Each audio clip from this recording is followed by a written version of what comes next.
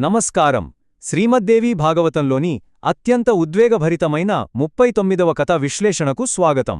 నేరుగా విషయానికి వచ్చేద్దాం. ఈరోజు మనం మాట్లాడుకోబోయేది కేవలం ఒక మామూలు యుద్ధం గురించి కాదు. ఇది ఊహకు సైతమందని ధైర్యం, ధర్మం కోసం నవ్వుతో చేసిన ఒక అమర త్యాగం గురించి. వయస్సు కాదు, ధైర్యమే నిజమైన శక్తి. ఈ మాటలే ఈ మొత్తం కథకు ఆత్మలాంటివి. ఆలోచించండి, ఇంకా యుద్ధ విద్యలు కూడా పూర్తిగా నేర్చుకోనొక కుర్రాడు కేవలం ధర్మం కోసం తన ప్రాణాలనే పణంగా పెట్టాడు. భయంకరమైన శత్రువుల మధ్య ఒక్కడే ప్రవేశించి అసలు భయమంటే ఏమిటో ప్రపంచానికే చూపించాడు. నిజమైన బలం వయసులోనో కండబలంలోనో కాదు, గుండెల్లో ఉండే ధైర్యంలో ఉందని ఈ కథ మనకు చాలా స్పష్టంగా చెబుతుంది.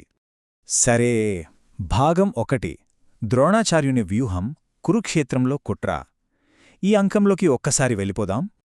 అప్పటికే కురుక్షేత్ర సంగ్రామం చాలా భయంకరమైన దశకు చేరుకుంది.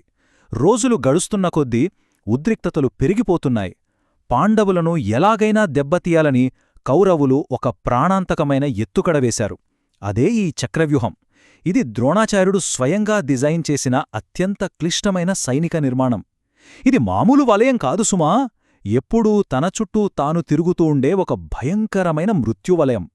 దీన్ని ఛేదించుకుని లోపలికి వెళ్లడం కష్టమైతే బయటకు రావడం దాదాపు అసాధ్యం. అప్పట్లో కేవలం మహాయోధులకు మాత్రమే దీని గురించి తెలుసు. అయితే ఇక్కడొక పెద్ద సమస్య వచ్చిపడింది. ఆ వ్యూహాన్ని ఛేదించగల ఏకైక వీరుడు అర్జునుడు ఆ రోజు వేరొక యుద్ధంలో ఎక్కడో చాలా దూరంగా ఉన్నాడు. భాగం 2. అభిమన్యుని ప్రవేశం, యువ వీరుడి అపార ధైర్యం. పాండవులంతా ఈ వ్యూహాన్ని ఎలా ఎదుర్కోవాలో తెలియక సతమతమవుతున్న ఆ క్షణంలో ఒక యువ కిశోరం, అర్జునుని ముద్దుల కొడుకు అభిమన్యుడు, ఆ అసాధ్యమైన సవాల్ను స్వీకరించడానికి ముందుకొచ్చాడు. అయితే ఇక్కడ మనం ఒక కీలకమైన విషయం గమనించాలి. అతను ఏమన్నాడంటే, నాకు చక్రవ్యూహంలో ప్రవేశించడం తెలుసు, కాని బయటకు రావడం పూర్తిగా తెలియదు అని. ఈ ఒక్క మాట ఈ మొత్తం కథనే మలుపు తిప్పేస్తోంది. అసంపూర్ణమైన జ్ఞానంతో ఒక మహాకార్యానికి పూనుకోవడం ఎంతటి ప్రమాదకరమో ఇది మనకు కళ్లకట్టినట్లు చూపుతుంది. అయినా సరే, ధర్మం కోసం ఆ కుర్రాడు ఏమాత్రం వెనకడుగు వేయలేదు. ఇక భాగం 3. కుట్ర మరియు ఒంటరి పోరాటం, ధర్మం లేని కౌరవులు. కథ ఇక్కడే చాలా ఆసక్తికరంగా, అంతే విషాదంగా మారుతుంది. అభిమన్యుడు అపారమైన ధైర్యంతో ఆ చక్రవ్యూహంలోకి ప్రవేశించాడు. శత్రువులను చీల్చి చెండాడుతూ అచ్చం ఒక సింహంలా ముందుకు సాగిపోయాడు. ఆ యువ వీరుడి పరాక్రమం చూసి సాక్షాత్తు ఆ దుర్యోధనుడే వణికిపోయాడు. కాని ఎదురుగా నిలబడి పోరాడే దమ్ములేక కౌరవులు మహాకుట్రకు తెరతీశారు. ఒకవైపు పాండవులు, నువ్వు ముందుకు పద, మేమంతా అని వెనకాలే వస్తామో అని మాటిచ్చారు కదా. కాని కౌరవులు యుద్ధ నియమాలను పూర్తిగా తుంగలో తుక్కి చక్రవ్యూహ ద్వారం వద్దే పాండవులను లోపలికి రానివ్వకుండా అడ్డుకున్నారు. దీంతో లోపల ప్రవేశించిన అభిమన్యుడు పూర్తిగా ఒంటరివాడైపోయాడు. ఒక్కసారి ఊహించుకోండి, ఆ వ్యూహం లోపల ఆ యువకుడు ఎవరిని ఎదుర్కొన్నాడో చూస్తే మనకు రోమాలు నిక్కబుడుచుకుంటాయి. ద్రోణుడు, కర్ణుడు, దుశ్శాసనుడు, కృపాచార్యుడు, ఒక్కొక్కరూ ఒక్కో మహాసైన్యంతో సమానం. అలాంటి మహాయోధులను ఆ చిన్నారి అభిమన్యుడు ఒక్కడే ఏకకాలంలో ఎదిరించాడు. ఇది అతని అసాధారణ పరాక్రమానికి సజీవ సాక్ష్యం కాక మరేమిటి? భాగం 4. అన్యాయ మరణం మరియు అర్జునుని ప్రతిజ్ఞ. యుద్ధం ఒక విషాదకరమైన మలుపు తీసుకున్న సమయమిది. ఆ ఒంటరి పోరాటం ఉచ్ఛస్థితికి చేరుకుంది. ఇది అతని అలుపెరగని పట్టుదలను ఎంత అద్భుతంగా వివరిస్తుందో చూడండి. శత్రువులొక్కొక్కటిగా అతని రక్షణ కవచాలను ఛేదించారు. ముందుగా అతని రథాన్ని ధ్వంసం చేశారు. ఆ రథాన్ని లాగుతున్న గుర్రాలను దారుణంగా చంపేశారు. చేతిలో ఉన్న ఆయుధాలను విరగ్గొట్టారు. అయినా సరే ఆ కుర్రాడు ఆగలేదు. ఏకంగా తన పక్కన పడి ఉన్న ఒక రథచక్రాన్నే ఆయుధంగా పట్టుకుని తన ఆఖరి శ్వాస వరకు పోరాడాడు. ఇది మామూలు ధైర్యం కాదు, చరిత్ర పుటల్లో శాశ్వతంగా నిలిచిపోయే మహావీరత్వం.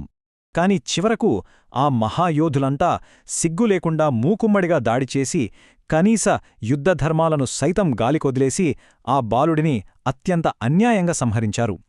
అభిమన్యుడు నేలకొరగగానే ఆ కురుక్షేత్ర సంగ్రామ భూమిలో ఒక భయంకరమైన, గుండెను పిండేసే నిశ్శబ్దం అరుముకుంది.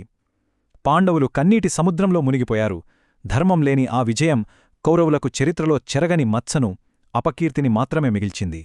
ఎక్కడో వేరొక యుద్ధం ముగించుకుని తిరిగి వచ్చిన అర్జునుడు తన ప్రియమైన కుమారుడి మరణవార్త తెలుసుకుని కుప్పకూలిపోయాడు. కాని ఆ దుఃఖం కాస్త క్షణాల్లో అగ్నిపర్వతంలాంటి ఆగ్రహంగా మారింది. అప్పుడే అర్జునుడు ఒక భయంకరమైన ప్రతిజ్ఞ చేశాడు. రేపు సూర్యాస్తమయంలోపు జయద్రథుడిని సంహరిస్తాను అని. పాండవులను వ్యూహం వెలుపల అడ్డుకున్న జయద్రథుడే తన కొడుకు చావుకు కారణమని అర్జునుడు రగిలిపోయాడు. సరే, ఆఖరి భాగం జీవిత పాఠాలు. ఈ అమరత్యాగం మనకు ఏ సందేశమిస్తోంది? శతాబ్దాలు గడిచినా శ్రీమద్దేవి భాగవతంలోని ఈ కథ మనల్నెందుకు అంతగా కదిలిస్తుందంటే, ఇందులో మనం నేర్చుకోవలసిన ఎన్నో లోతైన పాఠాలున్నాయి. మొదటిది, అసంపూర్ణ జ్ఞానం. ఏదైనా ఒక పనిని పూర్తి అవగాహన లేకుండా మొదలుపెడితే అది ఎంత ప్రమాదకరమో అభిమన్యుడి పరిస్థితి మనకు స్పష్టంగా చెబుతుంది. రెండవది, కౌరవుల అన్యాయపు విజయం. ధర్మం లేకుండా సాధించిన విజయం శాశ్వతమైన అపకీర్తికే దారితీస్తుందని ఇది నిరూపిస్తుంది కదా. ఇక మూడవది, అత్యంత ముఖ్యమైనది, ఆయుధాలు లేకపోయినా పోరాడటం. నిజమైన వీరులు ఎప్పుడూ తమ చుట్టూ ఉన్న పరిస్థితులను నిందించారు. సమస్య ఎంత పెద్దదైనా సరే చివరి వరకు నిలబడతారు. అభిమన్యుడు తన ప్రాణాలు కోల్పోయి ఉండొచ్చు, కాని అతని త్యాగం అతనికి అమరత్వాన్నిచ్చింది. ఈ విశ్లేషణ ముగించే ముందు మనమందరం ఒక్కసారి ఈ ప్రశ్న వేసుకుందాం.